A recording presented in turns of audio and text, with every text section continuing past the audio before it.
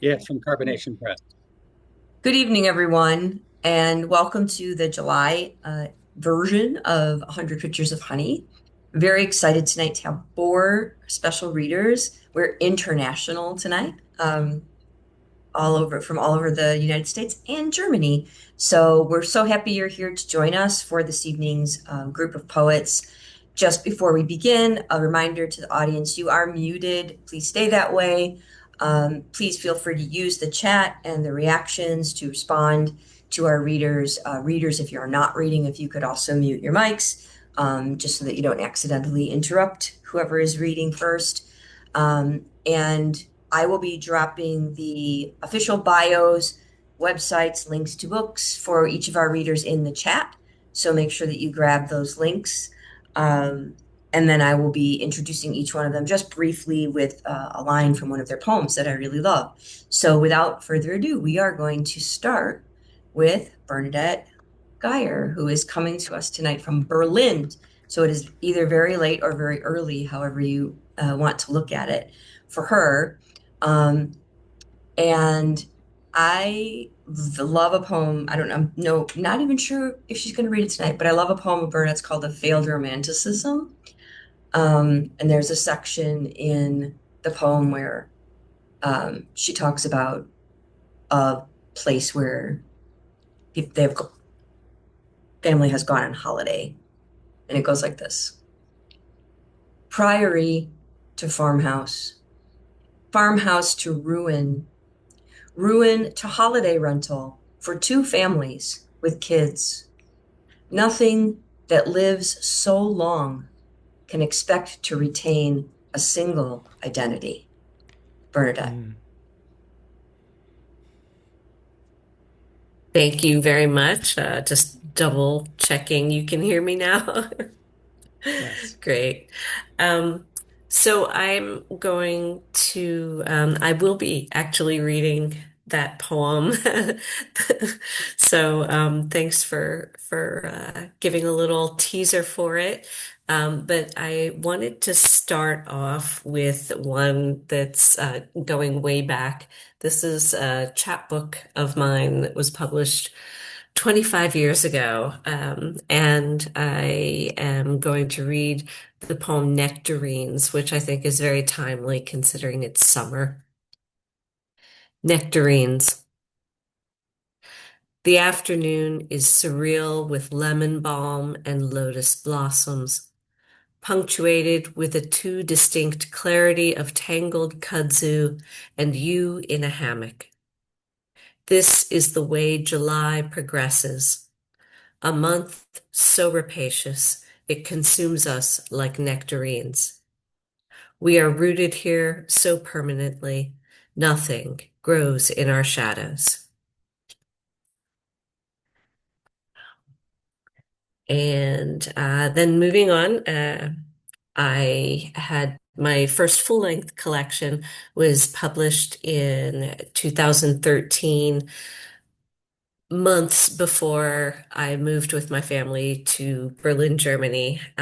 So we're going to read a couple from that, starting with one that is for anyone who has ever tackled some seemingly impossible task. The thimble. Of all the things I've used to drain the ocean, I love the thimble best. How it magnifies the task beyond all sense of futility. No bucket or barge, no syringe or sink for me, just the thimble with its pocked hood, its fluted lip, dip by dip, my goal a surge as near as it will ever be. And so the collection has a lot of persona poems in it, and many poems about women I could have been, women I have been in the past, but also some surreal poems. And this is one called Seamstress. She pulls the thread gently along the seam of chiffon, realizes she's stitching clouds together again, realizes the pricking of the needle has opened a rift in the sky, and memories move deftly in and out of the fabric. At last, the movement becomes the memory, as the pattern, already laid out, takes its shape in the cloth, and she sees the future, a glint of light projected in the incessant steel of her strobe-like and fleeting needle. So that's this was published by the WordWorks when I lived in Washington, D.C. So I got to know a lot of the wonderful writers in the D.C. Literary scene. So it was wonderful to have my first collection come out through them. And then, here we are. Years later, 12 years later, in 2025, my second full-length collection came out last year from April Gloaming. So this is What Haunts Me. And as Donna has already previewed one of the poems from that, it deals a lot with how family, ancestors, and history influences us in many ways. And so, yes, this is a failed romanticism. Section 1. The roots of silk cotton trees draped the slumberous doorways of Angkor Wat's Ta Prohm Temple. And for a while, the photogenic ruins were left that way for the sake of tourists eager to outdo each other in the framing and commodification of the sublime. Ruin is, after all, in the eyes of the beholder. In this case, the scholars who, as a concession to the general taste for the picturesque, deemed Ta Prohm the temple best merged with the jungle, but not yet to the point of becoming a part of it. Neither nature nor man having bested the other in this perfect example. And so it was saved from further deterioration, preserved in figurative amber. 2. When we selected the 800-year-old Wood Spring Priory for our summer vacation, we told the children it was a castle, and to them, it just as well could have been, perception being everything when you are young. Priory to farmhouse, farmhouse to ruin, ruin to holiday rental for 2 families with kids. Nothing that lives so long can expect to retain a single identity. I myself have been daughter, teacher, wife, mother. Grazed by our careless shoulders, the narrow plastered halls in the priory chipped further, ghosting our sleeves. Our midnight trips to the kitchen further challenged by the uneven treads of the helixed stone stairwells. And we relished it all, photographed ourselves against the backdrop of crumbling walls that once defined a cloister, winced as the low lintels struck and left on our foreheads impressions that we'd recount for years. 3. But to prove not all shambles are so revered, so pictorial and preserved, the wagon wheel bar disappeared a mere 12 years after it closed, after it had served as the ruin to many, become ruin itself, the surrounding trees and brush unrepentant in their creep and slither. We'd grown used to the sight of the bar's apologetic slump against the eroding hillside across the river from the Clairton Steelworks, landmarks we passed on the way to the home of my childhood. It is likely that no one had ever called it picturesque, though perhaps at closing time, the view of the mill lights reflected on the river beyond the parking lot and across the train tracks gave patrons the impression of a world turned topsy-turvy so that the coal and slag barges could slumber among the stars. 4.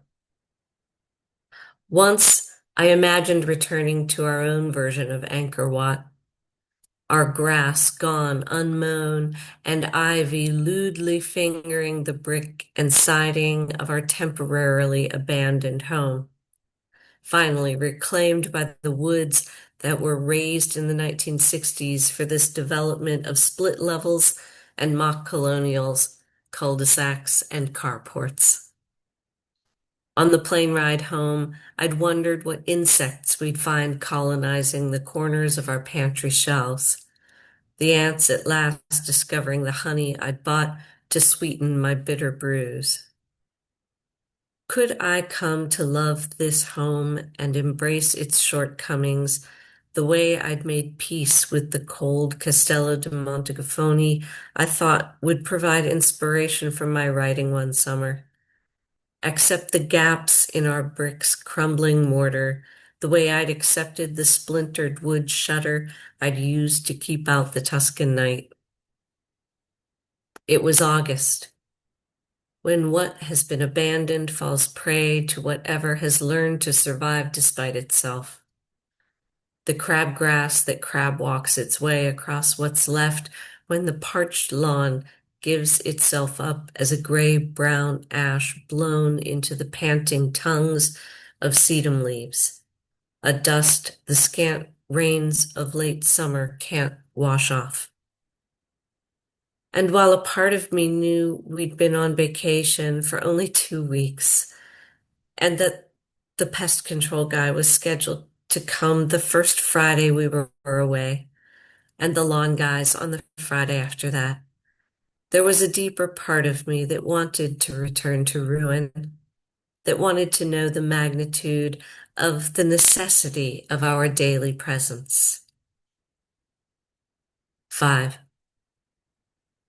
This house, whose walls we skimcoat and paint, whose fence we mend and whose mortar we seal, whose photographed before we meticulously place beside its corresponding and utterly improved after. Pardon me. um, so I guess my last two poems, I want to kind of move into some newer territory. I've got a third full-length book manuscript that I've got to figure out some way to wrestle into an order. Um, and there are quite a few parables in it. So this is Parable of the Great Outpouring.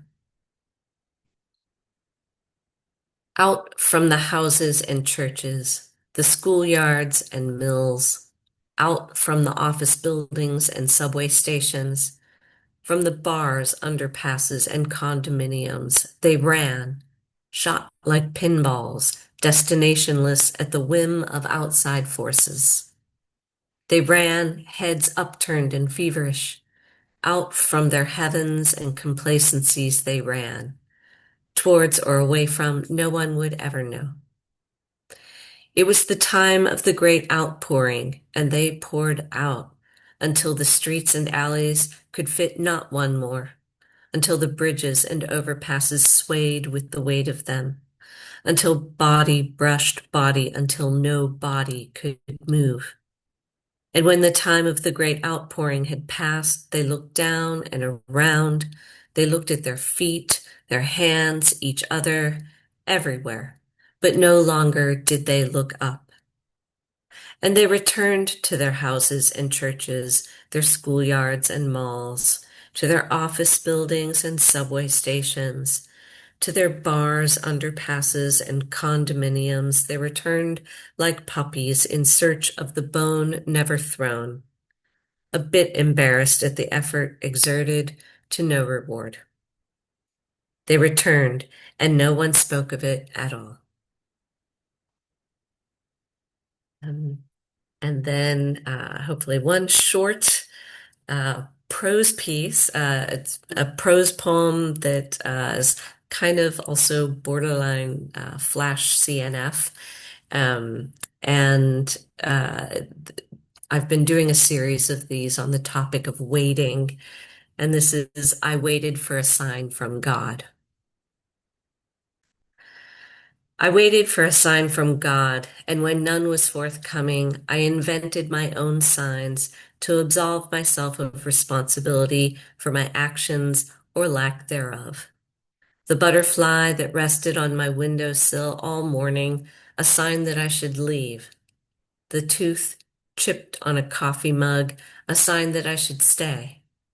My everyday filled with signs, guiding me moment by moment through my life, guided by signs, guided by God, so many signs, conflicting signs, indecipherable signs, signs that I should stop looking for signs. I waited for a sign that would tell me which signs I should pay attention to and which I should ignore. The spider on my toothbrush, was that significant? The dream in which I sent you away, the bruise at the base of my thumbnail, the bells ringing at noon. So thank you so much. And thank you, Donna, for inviting me to participate. Thank you so much, Bernadette, for your beautiful poems. And thank you for joining us from so far away at a time that is not at all convenient for you. But we're all very happy that we got to hear your lovely work and kind of a nice range of the things that you've done over the years. And we look forward to this next book that you're working on, hopefully coming out soon. Our next reader is going to be Kevin A. Risner. Um, Kevin and I know each other mostly from the Twitter Blue Sky universe, more Blue Sky now than Twitter since we've mostly left there. And so I'm very excited. He's got a couple of books coming out in this year and next year. One is out, I think he will tell us. And a poem of Kevin's that I really like is called Reclamation of Myth. And my favorite lines from that poem are, I've lost track of godliness, patiently look for any sort of truth in pixels. Also appropriate since we mostly know each other from social media. So Kevin, I'm going to turn it over to you.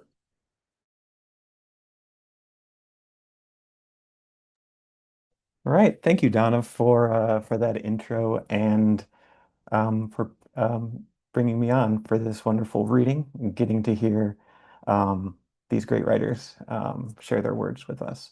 I'm going to be reading quite a few pieces from my newest book, which is called "It's Easy to Lose Your Breath," which is out now. Um, and I think what I'm going to do is read first poems I haven't read out loud before, um, and also ones that have more of a winter theme to them because I don't know. I love summer's my favorite month. I love summer and the warmth, but sometimes you just got to think about cooler weather and all that, and that's not happening anytime soon, at least where I am and where many of you are. So I'm gonna first start with um, a poem titled Sisyphus. Torture is shoveling snow an hour into the squall. The scraping over concrete mirrors a whittler, carving away decibels. I begin to clear away out of the house an hour before dawn, and secret worlds pop up while coffee wings throughout the crisp air, turns into fingers, taps my shoulder to come back inside. The trickle from the pot like earache medicine. The first evening of winter is a free taste of the afterlife. I stick my toes in. Scalding water, a test to see whether I'll shout and hit the ceiling. I recline and remain immobile for 40 minutes. Healing sinks into each muscle, as I levitate at the surface of tea kettle water.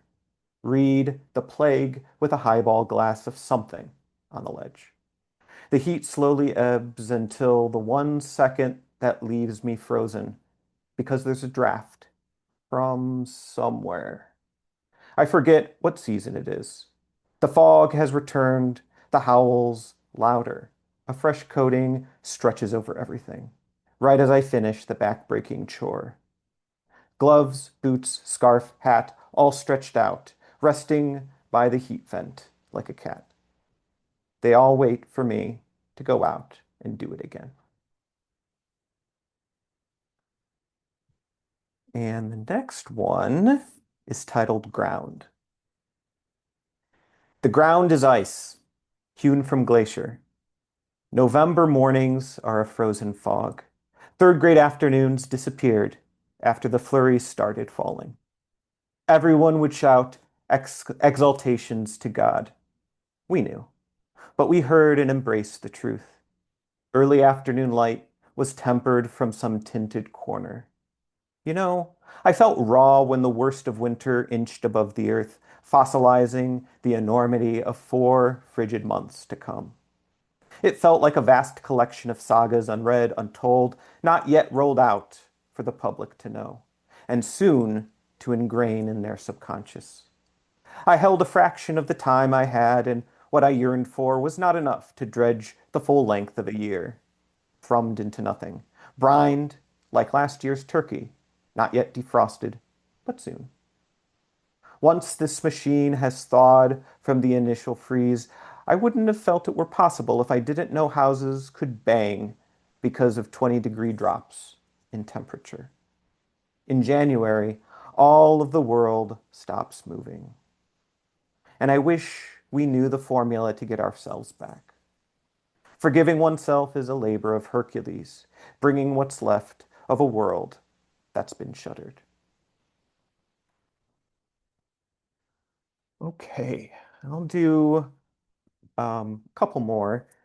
This next one is called An Icy Triptych, and I don't know if anyone has seen these particular poems, but they're 3 different columns, and you can read them either as the first column, the second, and the third, or the other way, horizontally downward.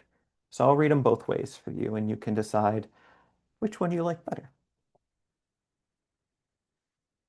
Back when the world fell and I knew everything was lost, I kept swimming in the lake until the ice formed.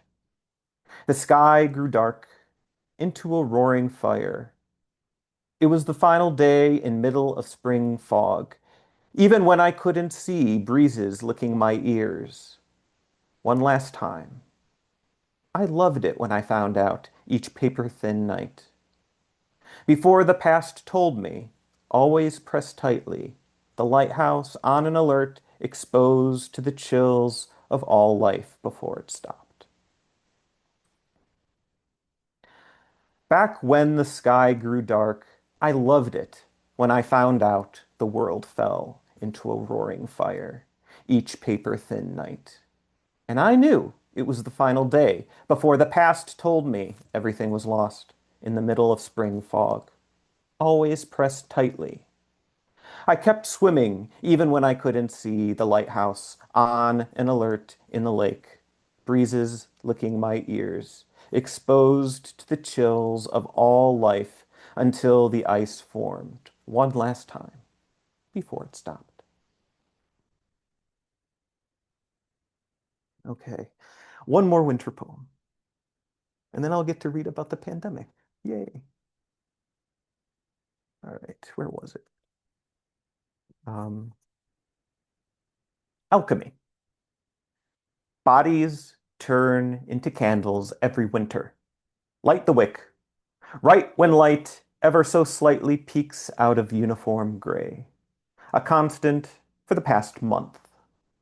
Dawn arrives with an alarm, teeth rattling before all creatures outside amble out of layers, before fresh truths are revealed. Run into the backyard, plaster minerals over every scrap of skin, a buffer against every insect, every creature one has yet to encounter. Each month holds an incredible monster, and everything about the Stark world drips like standing up after an hour-long bath. Lava falling everywhere, on the table, the floor, through racks of wood, a caulking of sinew, fat, smoke. What is left of sound is food for the birds. The sky flicks into a new frame. The snow dons its final coat, one arm first, then the other. Soon it will ready to leave. And then there will be nothing but nothing. Okay, where are we? Okay. I'm going to switch over to a few pandemic-related poems. The first one, the title is a song by Radiohead. Everything in its right place. Parasite is my last movie in the theater before the coronavirus shuts them down. I lose my job a few months after that. We're still locked down and wondering how people could open their mouths with all this anxiety falling like rain, flooding in the knowledge I know nothing but fear. Everything in its right place, I say, as I sweep the windows away. The ants always return, and I'm always the one who sees them first.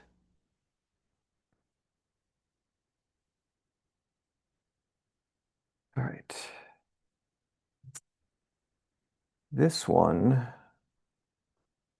a little bit traumatic, but one of my favorites from the collection. A blue jay flies into the window. I see my reflection where I never expected it. One of my good friends brings scotch to celebrate our birthdays. We pull our masks down only for sips as we sit in beach chairs beneath the magnolia past blossom. The one high point before everything falls apart at the end of the month. From the bedroom, I hear a thud, as if someone was angry and had thrown something at our house. There's a splotch on the window. I run into the backyard and I see cerulean motionless on the stones. If I give it a nudge, it'll move. It has to. Beneath one of the maple trees, I open up the earth and put the bird inside. When done, I nudge the jay onto the spade of the shovel. No reaction but gravity. I'm the only human who weeps for this lone songbird. Dirt over the grave, quickly. It stays where it is. I stay where I am. I take a long breath. Let the shovel fall. Look up at an endlessly blue sky.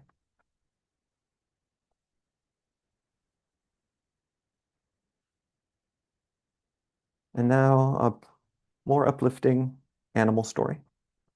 During the first year of the pandemic, a frog snuck into the house.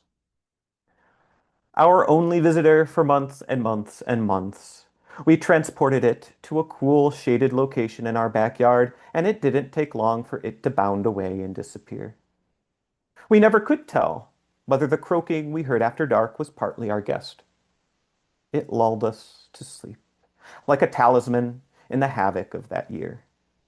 As I think about our frog visitor today, I still don't know how it got in. But we never really know when something sneaks inside, and the surprise when we find it might be just what we need.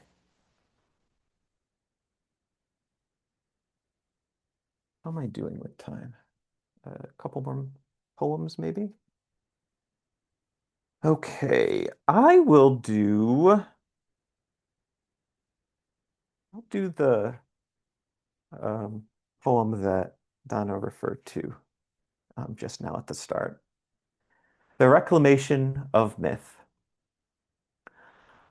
I've lost track of godliness. Patiently look for truth in pixels. I don't realize how warm it's been. Only when asphalt bakes and the air smothers when I'm outside for longer than 10 minutes. I love it, honestly, to be willing to lose water and heel skin for the chance to drink from the river. It's Leith. I've lost track of you, haven't I? Forgive the mirrors hanging all over the room. Who would have thought walking into a solitary space brings relief? When sometimes it brings unease, when sometimes it brings loneliness, when sometimes solitude is a salve, when sometimes it's a cliff, pulling you farther over the edge, even when you think you have everything under control.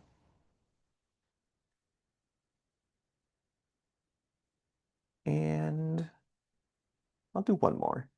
Um, Also one of my favorites from the book.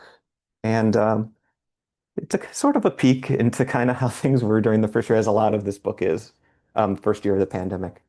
The title is We Are Humming Al Green Songs as We Get Ready for Bed. During one opening note, we sigh and exhale. After our first dance back in 2015, let's stay together, invited others to join us on the wood-paneled floor. Swerve, lean, circle around, croon. Now, you peer at me through the mirror as you brush your teeth. I lie in bed, playing at reading, a casual reflection on middle-aged habits in the time of COVID. We never thought it would ever happen. There would be a smudge of red skies, wind, asphalt summers, plum trees dropping fruit throughout my grandmother's backyard. You know, as a kid, I mowed around those plums every week, ate Whopper Juniors with her when I was finished. That 1998 heat was so oppressive, like books stacked on top of one another. Mary, as soon as you can, let's melt this summer. Form into something magnetic and bright. You'll always be my greatest dream. Thank you, everybody. Thank you so much, Kevin. Make sure you're paying attention to those links I'm dropping in so that you can support our readers by buying their books. Our next readers I'm going to pin them both to the screen because their latest book is a collaboration. And I believe, if I have this right, that David is beginning. Am I correct? Yes. Okay, so let me pin you both to the screen first before I... I don't know if I can do that. I thought I could pin two of you, but it looks like it's not letting me do that. This looks good. Can you see both of you? We can Yep. see, yes. Oh, We can okay, see great, because I only see beautifully. one of you. So, okay, wonderful. All right, so I'm going to be putting both of the bios of these wonderful people in the chat, but I'm just going to share a line from one of each of their poems that I love before they tell you a little bit about their collaboration and read from that with you. So first, one of David's poems that I really like is called Tympanic Membranes. And one of my favorite pieces of that poem is every square foot of space, occupied, unoccupied, is song or a stilled melody bracketing silence. And then I forgot to put down the title of this song by poem by Ignatius, but these are lines that I really love, and maybe he can tell us what poem they're from. And these are the lines that I love. Often I get to thinking that destiny points at sincere truths, saying I've had a good run and now am close to being finished. Life is metafictional. I wrote its bold script and have a leading role in its long-running play. So David and Ignatius, turn it over to you. Thanks so much, Donna, for inviting us. Thanks, Bernadette and Kevin. Really wonderful to hear you read. And Bernadette, I can't believe you're still upright. Yeah, thanks for everyone for showing up. This is the second book that Ignatius and I have collaborated on, and the first one kind of threaded back and forth answering each other's poems. These ones actually pick up lines from each other's poems. So one line will be echoed in the last line of the next poem, and back and forth. Um, I'm going to start with a poem. It's interesting, Kevin, you read one that can be read multiple ways because the first poem I'm going to read can be read multiple ways. Um, it's called Unseen Eyes, as in a scene, and unseen eyes, as in the personal pronoun. I'll read it across first, and then I'll read it vertically. Eyes rise up another body early, turn up of the nose, bearing, mind. What mind means? Possession, having in time what isn't. Sticks like thick ticks we let inelegantly, each inherently separate pulse coalesce.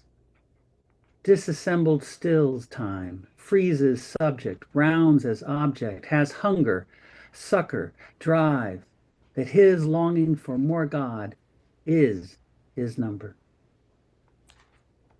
And vertically,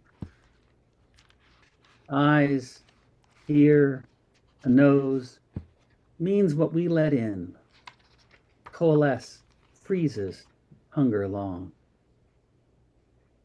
Grizzly bear possess, isn't inheritable, subject succoring for more.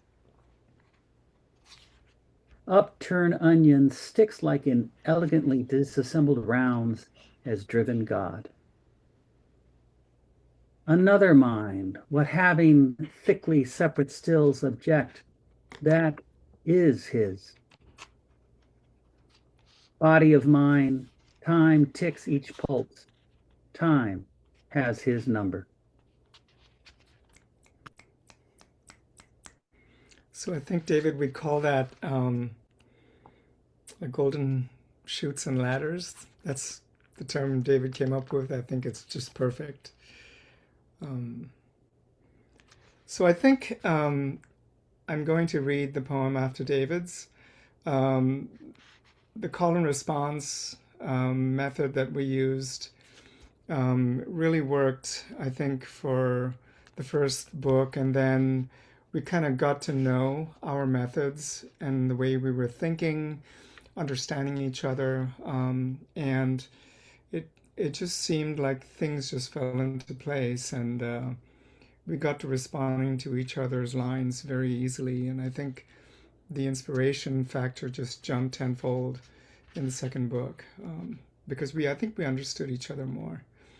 So on page 22, this is called In Meditation, I Sit Still. And this is the golden shovel of David's poem, the one you just heard. And you may all know the golden shovel is Terence Hayes' styled poem. So, in meditation, I sit still, with eyes open, fixed on all that I admire in the small garden out back.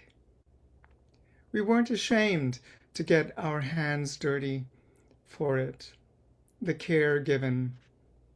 Pink anemones let the bees hover now. A dozen bees go rolling in flowers' pollen, held in wild ecstasy by desire, touch, soft bathing without censorship. Waters elegantly dancing 24/7 in the old stone fountain, with a delicate jump and sparkle. Each blade of failed irises rises yet, as morning's yellow light sweeps across, inherently built for understanding beyond bodies, enmeshed in webs of consumption. Separate, I am not from all that. Push aside the thought. The air is witness to my warm pulse, springing in my view in pockets through greenery, and in the way its coalesce able wonder speaks and moves. Our thoughts are being tested. We're being disassembled even as I count each breath down and visualize success playing out in future stills of color. What does it matter in the end? Going deeper, in death, my mind, my time will be wiped clean to forage new beginnings when that moment rips, freezes. Thank you. We're going to jump a little further into the book. This is a golden shovel I did from Ignatius poem. So the last word of each line, I'll just read it vertically so you get to hear Ignatius's line. I wear clothes spun from wheels of false currency, the full picture in view. And here's what I threaded together. This is called Holy. It's for my son, Jules. He just arrived back from Minnesota where he's an activist. We were hiking together at Pinnacles National Monument in California. Holy. Oh, and I guess the other thing I should say is that my son said, you know, I'm going to read all your journals when you die, but I'd prefer to read them while you're still living. And I said, not quite yet. So he gets to know some of this through my poetry. Here goes. Moth-eaten leaves, filigreed above where I lie, perforate the sky. What if I could wear all my wrongs? If the holes in my clothes showed all I've burned through, airy tales I spun to keep others at bay. Who was I hiding from? When I confessed fuck-ups and addictions, the wheels turned, but each friend said they knew I was off somehow. Stories too good to be true. False evidence appearing real, AAers say. My currency was a shipwreck of shoals. I claimed to know the lay of the rocks, but I was a fool captain, too full of myself to see through the holy picture postcard. See those overhead leaves incised into airy nothings? What if through is the view?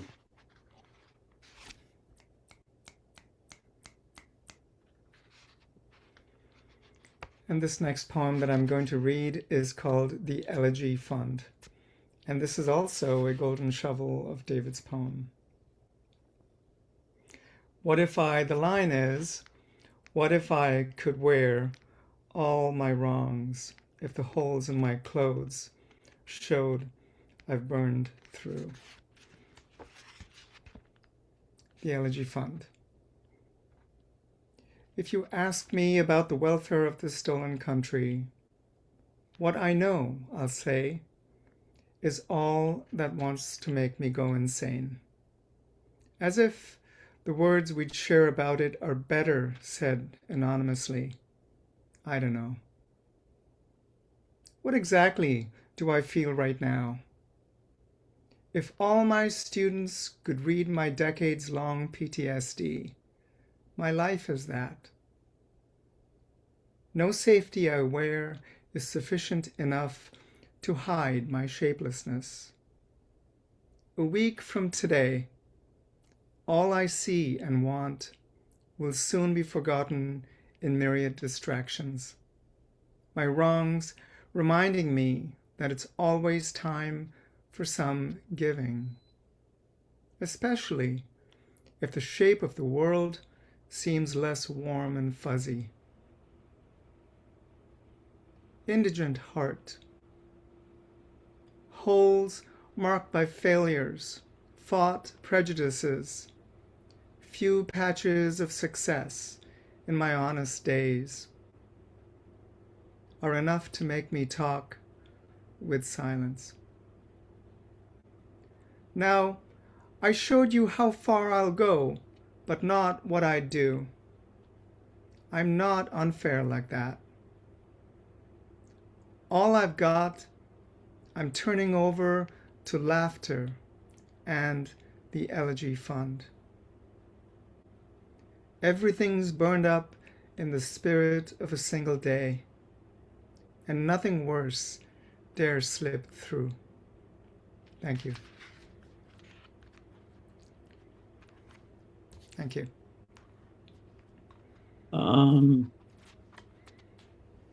Yeah, another golden shovel. A little bit later.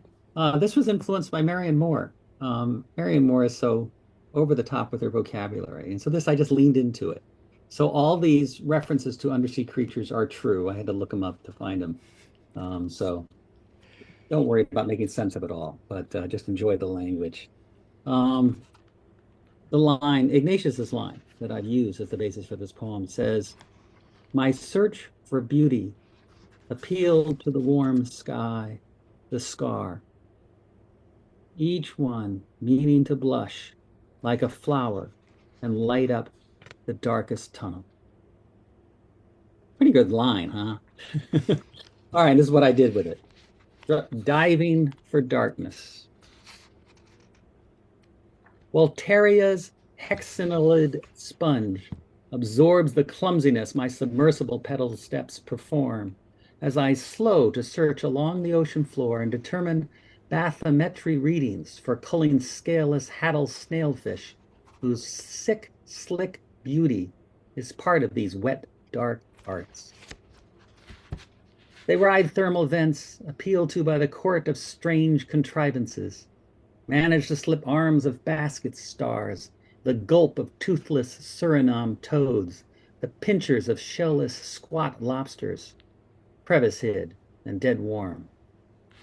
Paddles ride over the wheels of an anemone like an inverse sky the EV Nautilus I'm in is mapping. It's if I'm the stretched out hand of an over-curious god, or the scar of wanting to know and name and fix and Latinate.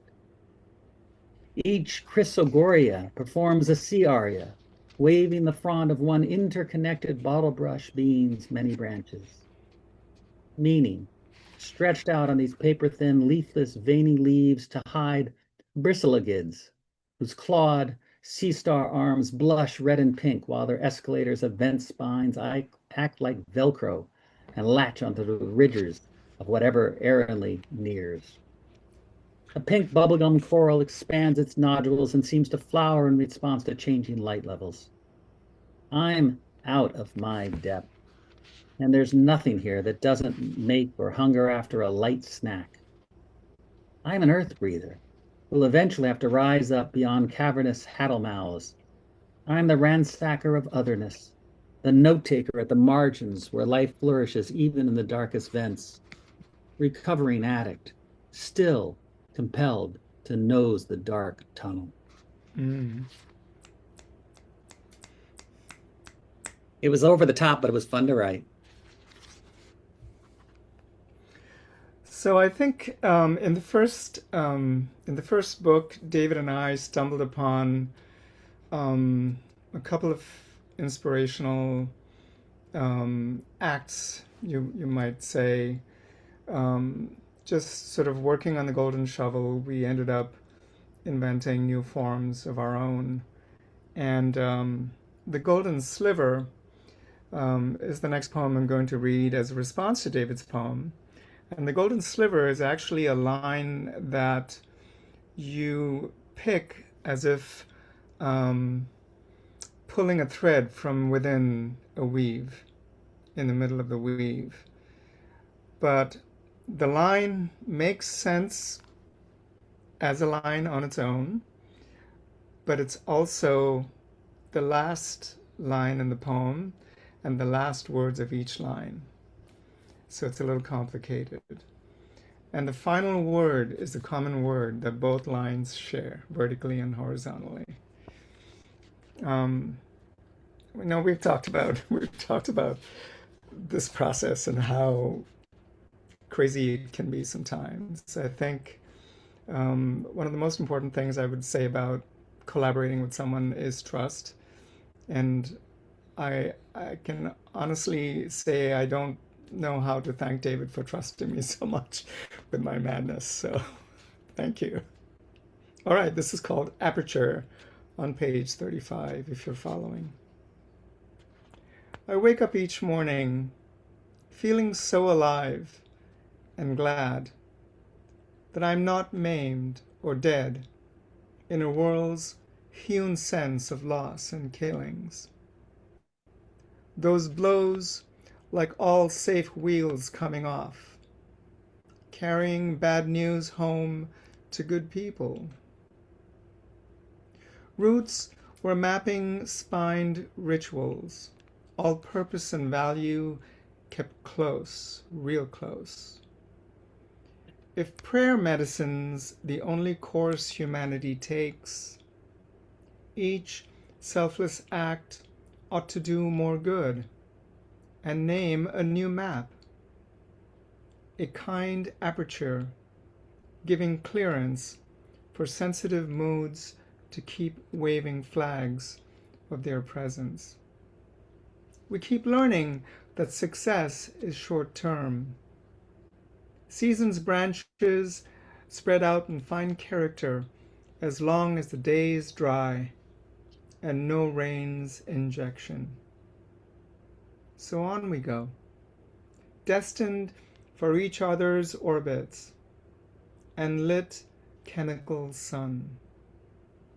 See all my clawed impulses riding slow systems of joy, double-stepping across soft coiled escalators as I place one foot before the other, thinking of old surgeries and new ones, a life of hard stories from the homeland, and new life lessons advancing my discipline, coral sharp and just as fragile as my first moment of awareness. I'm held up to the light, dead wheels mapping the name-waving branches on clawed escalators of coral light hunger. Thank you. Thanks. I want to check in with Donna about how we're doing on time. We had about 4 more poems chosen, but I want to check in. Oh, I messaged you. I guess you didn't see it. We have, I mean, technically until 7:30, but if you go a little over that, that's fine. We'll just Because we read the started a 2 few minutes poems, after, right? so Yeah, we're good. yeah. That sounds great. Thanks so much. Outcrossing. Sometimes you just find a term and you run with it. I hadn't heard of outcrossing before, but outcrossing in flowers requires self-incompatibility, an emptiness that insists on outsiderness. Recessive mutation is a hurt inflicted on oneself, a stunting or smug stifling spun by a kind of gamete navel-gazing. So what's put down is self-satisfied self-satisfaction. Self-love's just a platform from which we have to launch towards others, create a twining that braids us in new patterned weavings, as when 2 rivers blend, seeming to ride into, through each other. It's led us to dance outside our cluster, forced us to entertain truths that unshield us, send us into the fray, recharging points honed on dioesic vibrations. The habitual must be beaten on to torque new shape. Resource allocation constraints press us towards others. Catkins vibrate in the wind. Seed weight cracks them open. Flights of pollen have us speaking in tongues. Unfolding currents churn with new heard turns of music. And I think I will close with this poem on page 72. This is called November 6th, 2024. The epigraph for this poem is by Paul Guest, and it says, "And what could be more American than choosing one's future decline? Not again this morning. I'm frozen with death. Ribbons of silence tighten themselves around me. Even the birds have gone quiet. And no one's driving outside yet. It's like that. Sorrow and sunrise come like a trench backfiller, quickly covering up all the hope I'd stored in there. My festival heart. All year long, Now I know. The night sweats were saying my body's weeping, my soul's weeping, my essence is weeping. Sweetness and light quickly disinherited by darkness's indecency. A hate wave touched my doorstep, knocked and wouldn't go away. Must I leave or clash? Allow myself the perishing. I'm frozen with death. Ribbons of goodness wrap themselves around me, reminding me to do my work, make art, survive. It seems that all I do is survive. I wanted joy again, wanted the leisure of a good smile, happy teeth. Wanted celebration. But there's little reconciliation. What's more American than a school ceremony full of joy and books circulating between libraries that won't die of natural causes? What of the immigrant's death? What of the immigrant's dream? Is that not a thing anymore? History cannot be defeated or altered. Imitated, yes. There's a new rural class on this indigenous land. My language cannot reach them or make peace with them. And together we go on writing our own new histories. Thank you very much. Thank you. Thank you so much, both David and Ignatius. I just find it so wonderful how the two of you collaborate and play off of each other's. And your work is so different, essentially, but there's echoes of each other in it. Really beautiful. I want to thank all of our readers tonight. And please, if you missed them before, get all their newest books. What Haunts Me by Bernadette. It's Easy to Lose Your Breath by Kevin, and Everything I Touch Is and Isn't You by David and Ignatius. You can always message me if you missed one of those, or you can check out the video, which will be up on YouTube probably later this evening or by tomorrow morning. Thank you all so much for being here. We know there's a million other things you could be doing, and we do appreciate it. The next 100 Pictures of Honey will be in September, on September 9th, and it will be a first for us because it's a focus on poetry and translation. And we're going to have Jessica Quayle, Philip Metris, and Robin Myers all reading and talking about translation. So it'll be very exciting. I'm going to stop the recording, and after I just say thank you one more time to all of our wonderful readers and to all of our wonderful audience members who stayed for the whole reading, and especially to Bernadette, who stayed awake until like 2:30 in the morning to make this happen. Thanks as always for showing up, and we'll see you again soon for more poems.